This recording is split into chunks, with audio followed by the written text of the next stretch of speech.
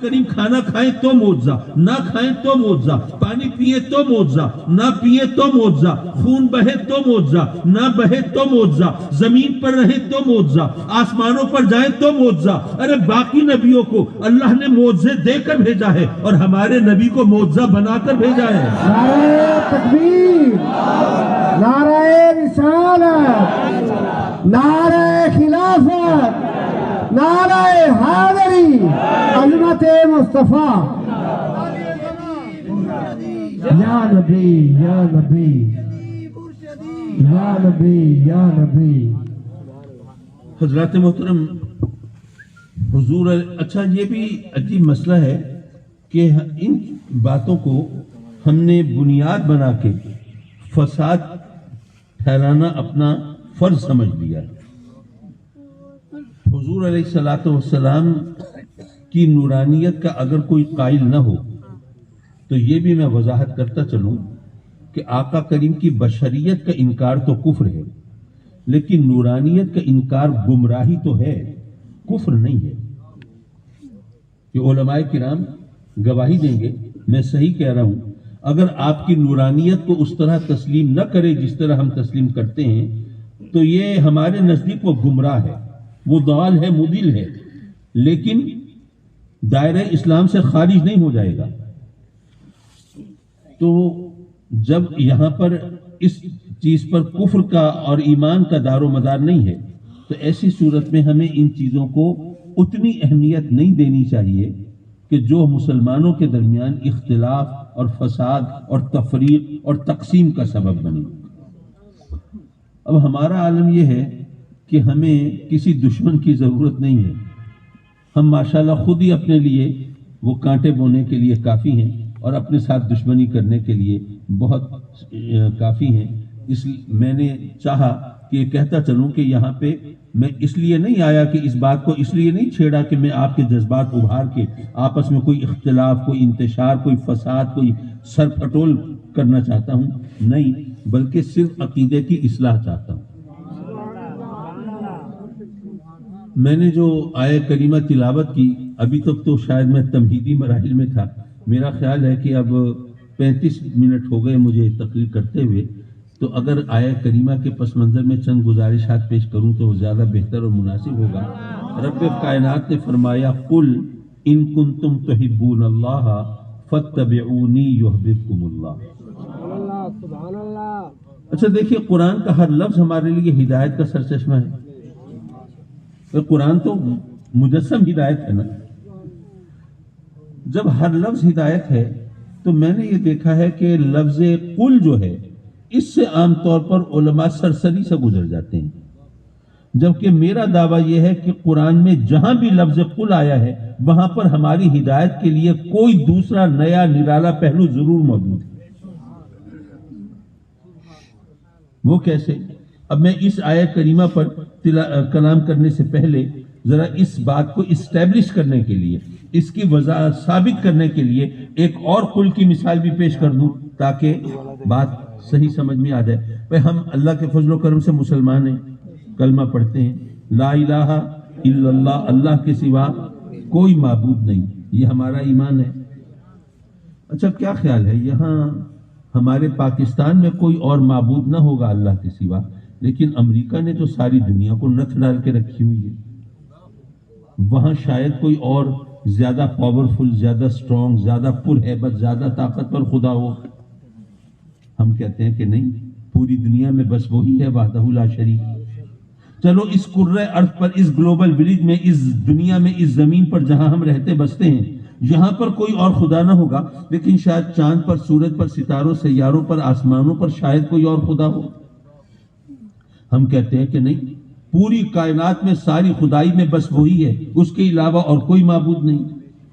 اگر کوئی ہم سے کہے کہ جناب آپ کا یہ جو دعویٰ ہے اس کی حقیقت کیا ہے، اس دعوے کی، اس کلمے کی حیثیت کیا ہے؟ بھئی آپ دیکھیے، جہاں دیہات کا رہنے والا کوئی شخص ہو اور اپنی یونین کونسل کی جورسڈکشن سے کبھی باہر نہ نکلا ہو اور اتفاق سے اس کو لاہور جانے کا موقع ملے اور لاہور میں سیر سپاٹا کرتے ہوئے مینار پاکستان پہ اس کی نظر پڑی، حواس باختہ ہو گیا، عقل دنگ رہ گئی، انکش بدندہ، اتنا اونچا مینار، واپس آیا تو ایک ایک کو پکڑ پکڑ کے پوچھ رہا ہے تم نے دیکھا ہے مینار پاکستان؟ اتنا اونچا مینار تو دنیا میں کوئی ہو نہیں سکتا۔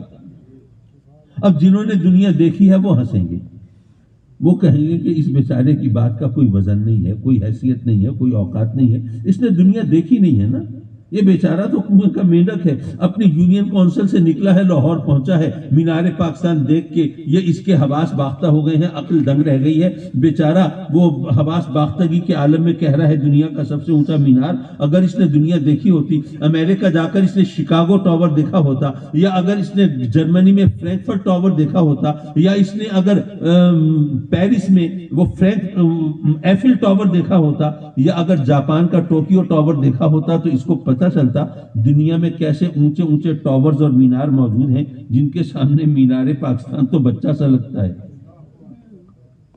یارو اگر کوئی دیہات کا رہنے والا اتفاق سے لاہور پہنچے اور مینار پاکستان کو دیکھ کر ہیبت زدہ ہو جائے اور اس کو دنیا کا سب سے اونچا مینار کہے تو اس کو تو ہم کہیں کہ یہ کنویں کا مینڈک ہے، اس بات کی کوئی حیثیت نہیں اور اس کی اس قول کا کوئی وزن نہیں، اور خود یہاں بیٹھ کے کہے کہ اس ساری کائنات میں اللہ کے سوا کوئی معبود نہیں، تو کوئی ہمیں نہیں کہہ سکتا کہ میاں تم بھی تو کنویں کے مینڈک ہو۔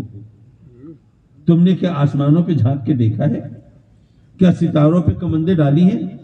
کیا چاند سورج پہ قدم رکھا ہے؟ کیا کہکشاؤں کا سفر کیا ہے؟ کیا اس کائنات کی وسعتوں کو کھنگالا ہے؟ یہاں بیٹھ کے کہتے ہو اس ساری کائنات میں کوئی اور معبود نہیں، تمہارے اس دعوے کی حیثیت کیا ہے؟ اس کلمے کا وزن کیا ہے؟ ایمان کی اوقات کیا ہے؟ تو رب کائنات نے فرمایا قل هو اللہ احد، اے محبوب تو ان سے کہہ دے کہ وہ اللہ ایک۔ جب تو ان کو بتائے گا، ان کو فرمائے گا، ان کو جتائے گا، اور جب تیرے کہنے پر یہ میری توحید کا وحدانیت کا اعلان کریں گے، اقرار کریں گے، پھر اگر کسی نے ان کی تکذیب کی، تردید کی اور ریفیوٹ کرنے کی کوشش کی تو اے محبوب یہ اس کو جواب دے سکیں گے کہ اگر یہ دعویٰ میرا ہوتا کہ جی مجھے پتا ہے، مجھے خبر ہے، میں جانتا ہوں، میں نے ساری کائنات دیکھی ہے، پوری کائنات میں کوئی اور معبود نہیں ہے، تو تم مجھے جھوٹا کہہ سکتے تھے کیونکہ میں نے تو ساری کائنات نہیں دیکھی، لیکن یہ میں اپنی طرف سے تو نہیں کہہ رہا۔ ارے جس ہستی کے کہنے پر میں گواہی دے رہا ہوں نا، ارے میں نے ساری کائنات کو نہ دیکھا ہوگا لیکن اس ہستی نے ساری کائنات کو اپنی ہتھیلی کی طرح دیکھا۔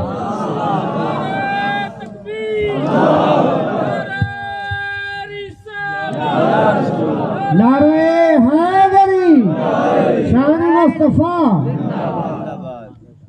یارو جب ہم کہتے ہیں کہ یہ تمام کائنات میرے آقا کریم کی نگاہ میں ہے تو ایک طرف سے آواز آتی ہے کہ یہ جناب اختلافی موضوعات کو چھیڑا جا رہا ہے، یہ فساد کو ہوا دی جا رہی ہے، یہ امت مسلمہ میں تفرقہ ڈالنے کی یہ کوشش کی جا رہی ہے۔ ارے میں یہ کہتا ہوں اگر میں یہ نہ مانوں کہ تمام کائنات میرے آقا کریم کی نگاہ میں ہے، میرے کلمے کا اعتبار نہیں ہوتا، میرے ایمان کا وزن نہیں بنتا، میرے عقیدے کی کوئی حیثیت نہیں رہتی، اگر مجھے یہ ماننا ہے کہ وہ اس تمام کائنات میں اللہ کے سوا کوئی معبود نہیں، اگر میں اپنے ایمان کا اعتبار چاہتا ہوں تو مجھے یہ تسلیم کرنا پڑے گا کہ یہ تمام کائنات میرے آقا کریم کی نگاہ میں ہے، کیونکہ میں انہی کی گواہی پر تو کلمہ پڑھ رہا ہوں نا۔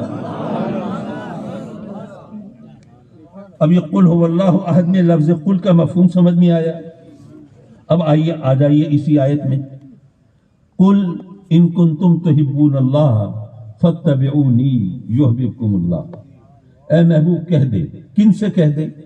کافروں سے نہیں، مشرکوں سے نہیں، بلکہ ان سے کہہ دے کہ جن کا دعویٰ ہے کہ ہمیں اللہ سے محبت ہے، ان سے کہہ دے کہ اگر تمہیں اللہ سے محبت ہے تو میری اتباع کرو۔ یہاں پہ ذہن میں خلش پیدا ہوئی، یہ عجیب بات ہے جی، دعویٰ تو ہے اللہ سے محبت کرتے ہیں اور کہا یہ جا رہا ہے کہ اللہ سے محبت کرتے ہو آقا کریم کی اتباع کرو، یہ کیا بات بنی؟ بھئی جس سے محبت کی ہے پھر اسی کی اتباع کریں گے۔ علماء نے جواب دیا کہ جناب اتباع کہتے ہیں پیچھے چلنے کو، اتباع کہتے ہیں نقش قدم اختیار کرنے کو۔ اللہ تبارک و تعالیٰ آگے پیچھے دائیں بائیں اوپر نیچے یہ ان سمتوں اور جہتوں اطراف و اکناف سے یہ ڈائریکشنز اینڈ ڈائمنشن سے وہ ماورا ہے، بالاتر ہے، تو ہم اس کے پیچھے تو چل ہی نہیں سکتے۔ اور وہ نقش قدم تو کجا، وہ قدم سے بھی پاک ہے تو اس کا نقش قدم بھی اختیار نہیں کر سکتے، تو ہم اللہ کی اتباع تو کر ہی نہیں سکتے، تو اس لیے اللہ نے اپنے محبوب کی اتباع کا حکم دیا۔ تو ہمیں کہا گیا کہ اچھا جی چلے اللہ کی اتباع نہیں کر سکتے لیکن اللہ کی طاعت تو کر سکتے ہیں. تو اللہ فرماتا کہ اے میرے بندو، اگر تم مجھ سے محبت کا دعویٰ کرتے ہو تو میری طاعت کرو. ظاہر اللہ کی طاعت تو کر سکتے ہیں نا. میں عرض کروں گا کہ دو باتیں ہیں. ایک تو یہ ہے کہ طاعت کا مادہ ہے توئے واو عین، اور تو کہتے ہیں خوشنودی کو، رضا کو. اور طاعت کا مطلب ہوا خوش کرنا، راضی کرنا. تو ہمیں کیسے پتہ چلے گا اللہ کس چیز سے خوش ہوتا ہے، کس سے ناراض ہوتا ہے؟ اگر آقا کریم صلی اللہ علیہ وسلم کا واسطہ درمیان میں نہ ہو ہمیں معلوم ہو سکتا ہے؟ نہیں. اچھا، طاعت حکم کی ہوتی ہے. عام بول چال میں اگر طاعت کا لفظ استعمال کیا جائے تو یہی طاعت کرنے کا کیا مطلب ہے؟ کسی کا حکم ماننا. ہمیں حکم پہنچے گا تو مانیں گے نا. تو حکم پہنچے گا تو اس کے محبوب کے ذریعے. تو اللہ نے گویا یہ فرمایا کہ اے میرے بندو، میرے محبوب کا واسطہ درمیان میں نہ ہو تو تم میری طاعت بھی نہیں کر سکتے. اس لیے اگر مجھ سے محبت کا دعویٰ ہے تو میرے محبوب کی اتباع کرو. اچھا مولا تیرے محبوب کی اتباع کرے پھر کیا ہوگا؟ اللہ نے فرمایا. اچھا یہاں پہ ایک بات عرض کرتا چلوں، معاف کیجئے اگر اس طرف گیا تو میرے پاس اتنا وقت نہیں ہے کہ میں اس کو پھر صحیح طرح سمیٹ سکوں. بات طویل ہو جائے گی اور میں ایسی بات چھیڑنا نہیں چاہتا جس کو میں سمیٹ نہ سکوں پھر. اس لیے وہ اس راستے کی طرف نہیں چلتے. حضرات مکرم لوگوں نے کہا کہ جناب ٹھیک ہے، مان لیا کہ آقا کریم کی اتباع کرنا، آقا کریم کی طاعت کرنا تھی، لیکن اللہ نے یہ کہنا تھا تو خود کہہ دیتا نا. قل، اے محبوب تو کہہ دے.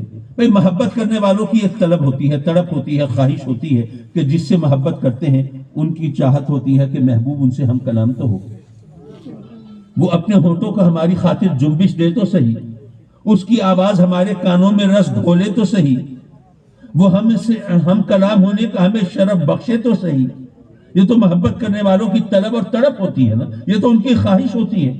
تو مولا تجھ سے محبت کرنے والوں کی کیا اتنی اوقات بھی نہیں ہے کہ جو کچھ کہنا ہے خود کہہ دے؟ قل، اے محبوب تو ان سے کہہ دے.